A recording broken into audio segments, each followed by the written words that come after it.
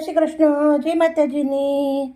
આજે આપણે બનાવવાની છે મહારાષ્ટ્રીયન વેજ સબ્જી। બહુ જ સરસ અને બહુ ટેસ્ટી હશે। એકદમ નવી રીતે છે। તમે આવી સબ્જી ક્યારેય નહીં ખાધી હો, એકવાર બનાવશો ખાસો તો ખુશ થઈ જશો।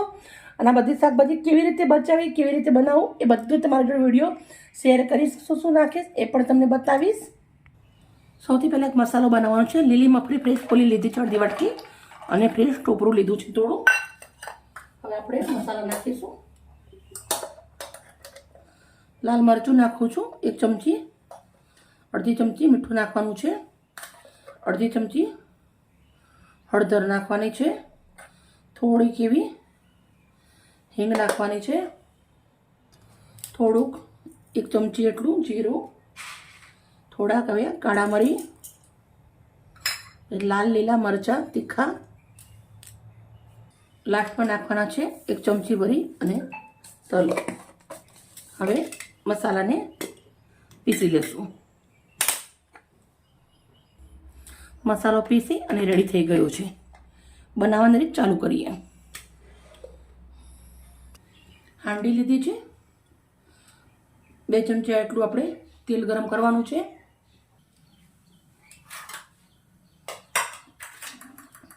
સૌથી પહેલા ભીંડો 2 મિનિટ ભીંડાને સંતરાવા દેશું। બટાકા,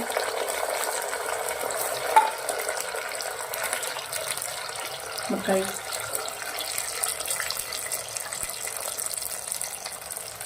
શિમલા મરચું અને પત્તા ગોબી,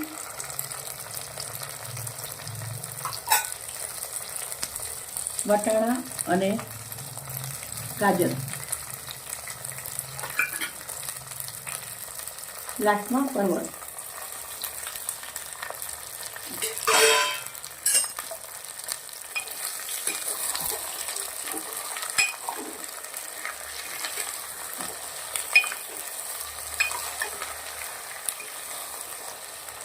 શાકભાજીને 5 મિનિટ સુધી તેલના અંદર શેકાવા દેશું।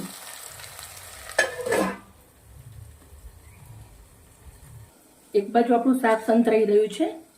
મેં ઘઉંનો લોટ બાંધી લીધો છે, મીઠું તેલ નાખી અને આપણે પાણી નાખી લોટ બાંધી દીધો છે। તો આપણે જોડે એક માડા રોટી બનાવું છું।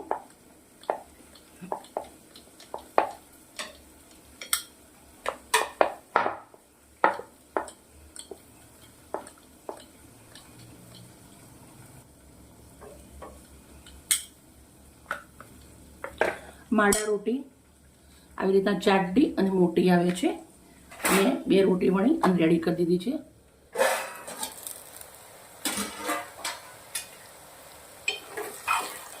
આપણા શાકભાજી બધા મસ્ત મજાના તેલના અંદર ચડી ગયા છે, બહુ સરસ।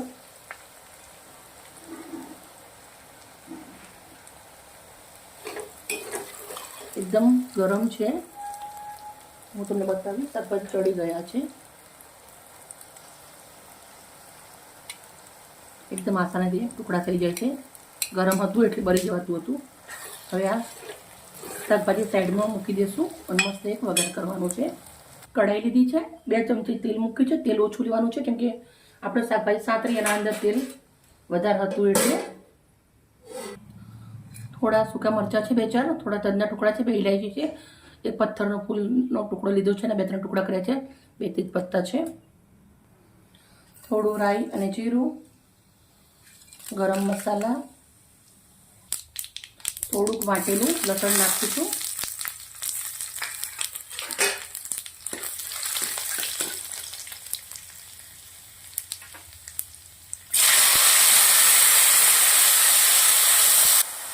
ટામેટાને થોડા શેકી લેવાના છે આપણે તેલના અંદર। આવી રીતે ટામેટા થોડા શેકાઈ ગયા છે। લાલ મરચું નાખું છું, થોડીક એવી હળદર નાખું છું, થોડીક એવી હિંગ, થોડીક એવું મીઠું, ફ્રેશ માખણ,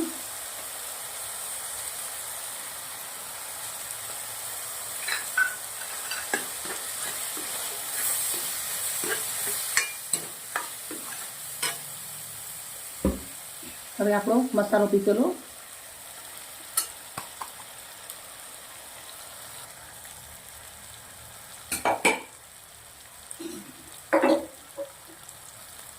મસાલો નાખ્યા પછી થોડુંક એવું આપણે પાણી નાખવાનું છે, અડધી વાટકી એટલું.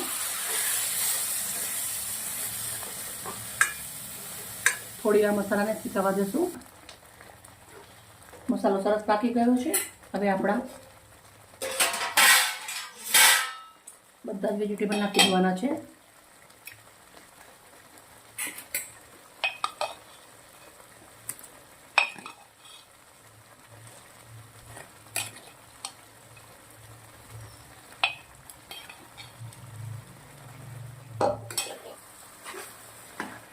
આ બધા વેજ કેવી રીતે બનાવવા એ હું તમને લાસ્ટમાં બતાવીશ, કેમ કે મોંઘવારીનો જમાનો છે. આપણે આટલા બધા શાકભાજી એક સંગાથે લાવી નથી બનાવી શકતા. એના માટે આપણે કેવી રીતે કરીશું એ તમને હું અગાડી બતાવીશ.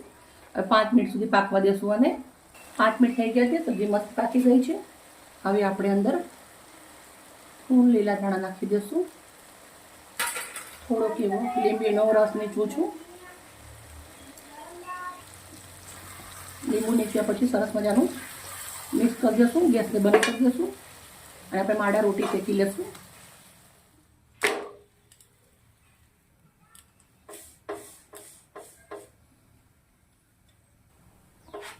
આવી રીતના થોડી થોડી ફૂલે પછી આપણે એને ઉલટાવવાની.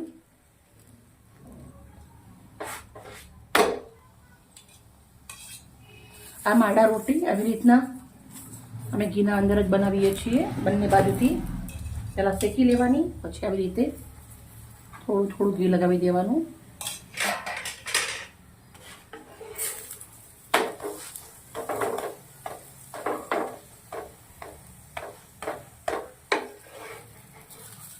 સબ્જી મહારાષ્ટ્રીયન જેવી બનાવી છે, પણ આ રોટી છે એ રાજસ્થાની છે. માડા રોટી કોમ્બિનેશન કર્યું છે.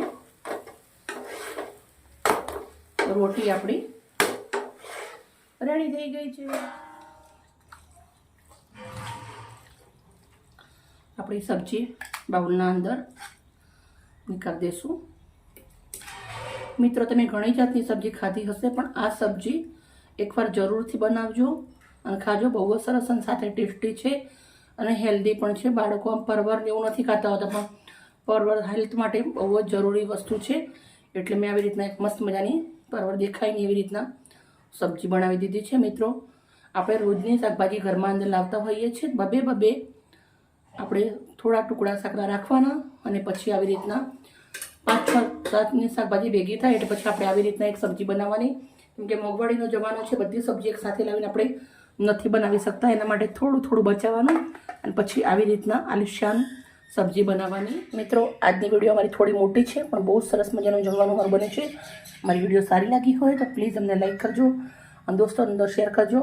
મેં 5 જણ માટે સબ્જી બનાવી છે. તમે ઓછી વધારે તમારા હિસાબથી કરી શકો છો. ઓકે મિત્રો, કાલે આવી નવી રેસીપી સાથે બાય બાય.